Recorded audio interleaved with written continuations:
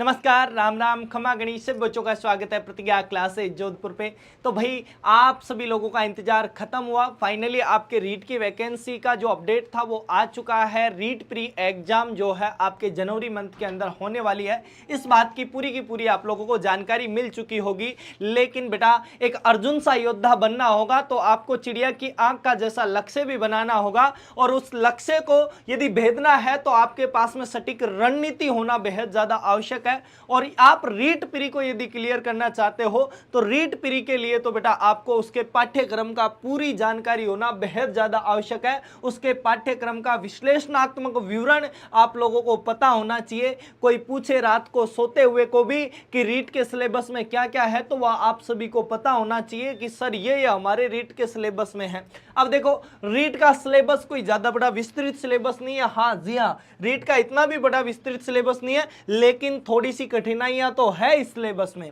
लेकिन एक फायदा कर रखा है। मैं हर बार आपको कहता हूं, आप यदि रीट की तैयारी कर रहे हैं ना तो प्री और मेंस दोनों की आप एक साथ तैयारी कर सकते हैं। जी हाँ, प्री और जो मुख्य परीक्षा है इन दोनों की तैयारी आप एकदम एक साथ कर सकते हैं। आज मैं आप लोगों को बताऊंगा आप किस तरीके से जो है दोनों एक साथ तैयारी कर सकते हैं। देखिए, सबसे पहले यदि मैं इस सिलेबस के ऊपर बात करना चाहूं तो आपका जो सिलेबस है, यहां पे मैं दोनों का सिलेबस आप लोगों को दिखाने वाला हूं। ये एक तरफ आपका जो है पात्रता परीक्षा का सिलेबस है, इस तरफ तो जो है आपका पात्रता का सिलेबस है, और इस तरफ जो है आपका मुख्य भर्ती का सिलेबस है। किसका है? मुख्य जो परीक्षा होती है उसका सिलेबस है। दोनों का सिलेबस आपके अलग अलग लेके आया हूं। इसके अलावा देखिए, अपन पहले जो बात करेंगे वो आपके पात्रता वाले सिलेबस के ऊपर बात करने वाले हैं कि रीट जो पात्रता परीक्षा होगी उसका सिलेबस क्या रहेगा, क्या उसका जो है रणनीति रहेगी, कैसे उसको जो है पढ़ना है, अपन इसके ऊपर बात करें।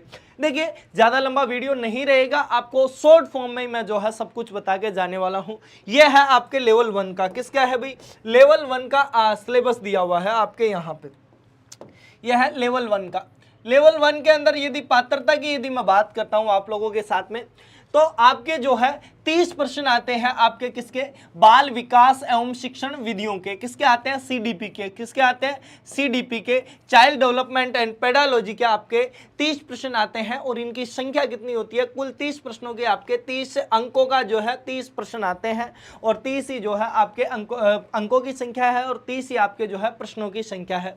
देखिए, इसके अंदर आप लोगों को जो है, आपने यदि बीएसटीसी या फिर बीएड किया है, बीएसटीसी वाले लेवल फर्स्ट के अंदर दरअसल शामिल होते हैं, तो आप सभी को पता होगा आपके एक सब्जेक्ट आया करता था बाल विकास एवं शिक्षण विद्या। बाल विकास नाम का जो आपके चाइल्ड डेवलपमेंट पेडालॉजी वाला जो आपके बुक आती थी, एक सब्जेक्ट विषय, उसी से आपके प्रश्न पूछे जाएंगे। इसलिए मैं आपको कहता था, बीएसटीसी के जो प्रथम वर्ष के बच्चे हैं उनको भी मैं हर बार कहता हूं कि भैया डोनेशन देने से कोई फायदा नहीं है। आप यदि वाकई में एक अच्छी एजुकेशन प्राप्त करना चाहते हो, रीट के अंदर वाकई में आप एक अच्छे शिक्षक बनना चाहते हो रीट के माध्यम से, तो आपको अपनी कॉलेज को रेगुलर रखना चाहिए। देखिए, पहला जो सब्जेक्ट है वही आपके वहीं से उठाया गया है। दूसरा आपके जो है भाषा प्रथम के अंदर आप अंग्रेजी चुन सकते हो, हिंदी चुन सकते हो, संस्कृत चुन सकते हो, या आपकी इच्छा है। इसके भी आपके 30 प्रश्न आते हैं। कितने प्रश्न आते हैं? 30 प्रश्न आते हैं, और कुल अंक कितने होते हैं? आपके 30 अंक होते हैं। बहुत विशेष आप लोगों को ध्यान रखना है कि कितने अंकों के आते हैं? 30 अंकों के आते हैं। अब इसके अंदर सीधे 30 अंक नहीं है ये, ठीक है। बाल विकास के 20 प्रश्न आएंगे। कितने प्रश्न आएंगे? 20 अंकों का बाल विकास आएगा, और 10 अंकों के जो है आपके जो है शिक्षण विधि आएगी। सेम ऐसा ही इसके अंदर होगा। आपके 20 अंकों के तो जो है आपके ये सब्जेक्ट आएगा, और 10 अंकों की क्या आएगी? शिक्षण विधि आ जाएगी। इसके अंदर टीचिंग मेथड्स जो है आपके आ जाएंगे, जिन्हें आप टीएम के नाम से बोलते हैं।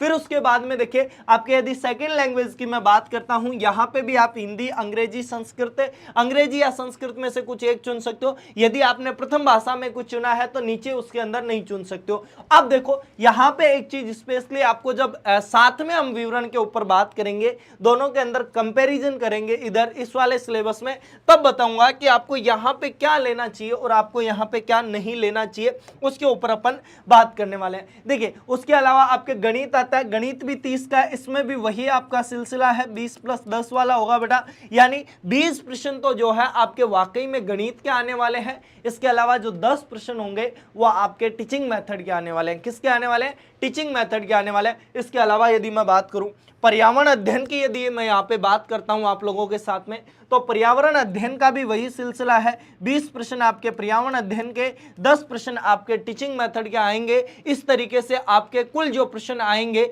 वो आएंगे आपके 150 प्रश्न। कितने आएंगे? 150 प्रश्न कुल आने वाले हैं और आपके 150 ही अंकों के ये प्रश्न आने वाले हैं। रीट की पात्रता के अंदर अब बीएसटीसी प्रथम वर्ष वाले बच्चे भी बैठ सकते हैं, ये क्लियर कर दिया गया है, तो इस बात का स्पेशली ध्यान रखना। अब देखो, और यदि मैं बातें करूं आप लोगों के साथ में और विस्तार पूर्वक यदि मैं चर्चा करता हूं, तो देखो अब अपन दोनों के सिलेबस को एक साथ आंकते हैं कि हम एक साथ कितनी तैयारी कर सकते हैं। अरे आप लोग तैयारी करोगे तभी तो पता चलेगा ना। अभी मैं आप लोगों के लिए एक विस्तृत सिलेबस और लेके आऊंगा, जिसके अंदर हम बात करेंगे हिंदी के अंदर कौन कौन से टॉपिक आने वाले हैं, बाल विकास और शिक्षा शास्त्र के कौन कौन से टॉपिक होंगे, आपके पर्यावरण के कौन से टॉपिक होंगे, गणित के कौन से टॉपिक होंगे, सबके ऊपर बात करेंगे। क्या? सबके ऊपर बात करेंगे एक एक करके। देखो सबसे पहले आपको इधर दिख रहा होगा हिंदी 30 अंकों का। क्या दिख रहा होगा? हिंदी दिख रहा है 30 अंकों का। जी हां सर, हिंदी दिख रहा है। इसके अलावा आपको अंग्रेजी या संस्कृत दिख रहा है इधर 30 अंकों का। क्या?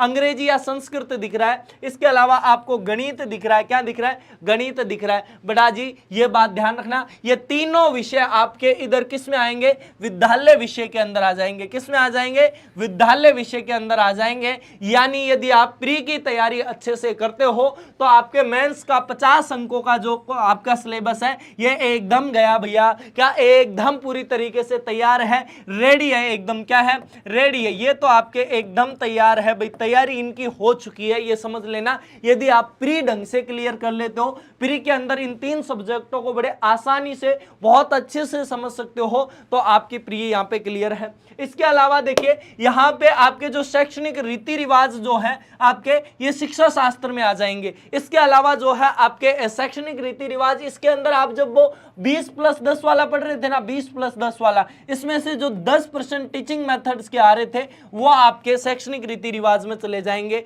तो इसका मतलब क्या हुआ सर? ये शैक्षणिक रीति रिवाज वाला भी तैयार है हमारा, तो क्या ये भी आप लोगों का तैयार हो जाएगा? जी हाँ बिल्कुल, आप लोगों का एकदम ये वाला टॉपिक भी पूरी तरीके से तैयार हो जाएगा। अब क्या बचा सर जी? अब देखो नीचे दिख रही होगी आपको शैक्षणिक मनोविज्ञान।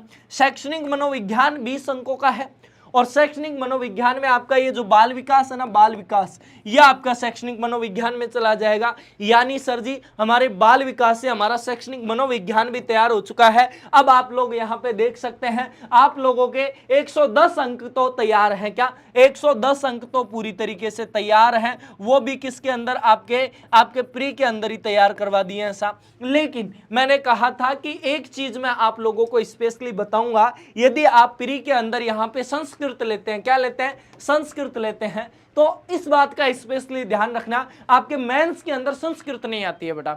मेंस के अंदर जो है आपके संस्कृत नहीं आती, अंग्रेजी आती है। तो आप लोग ले तो ध्यान से लेना, प्री के अंदर, मेंस के अंदर आपको अंग्रेजी अलग से पढ़नी पड़ेगी। यदि आप अभी प्री के अंदर ही अंग्रेजी लेके अंग्रेजी की तैयारी कर रहे हैं तो और भी अच्छा है, क्योंकि वहां पे आपको अंग्रेजी स्पेशली अलग से नहीं पढ़नी पड़ेगी। लेकिन संस्कृत यहाँ पे अलग पढ़ लोगे, उधर जाके अंग्रेजी पढ़नी पड़ेगी, वहां पे संस्कृत का कोई पलड़ा नहीं रहेगा। इस बात को स्पेशली ध्यान रखना है। बात को पर्यावरण अध्ययन की, पर्यावरण अध्ययन के अंदर आप लोगों के सामान्य सी जानकारियां होगी जो आप जर्नल जीएस के अंदर जानते हैं।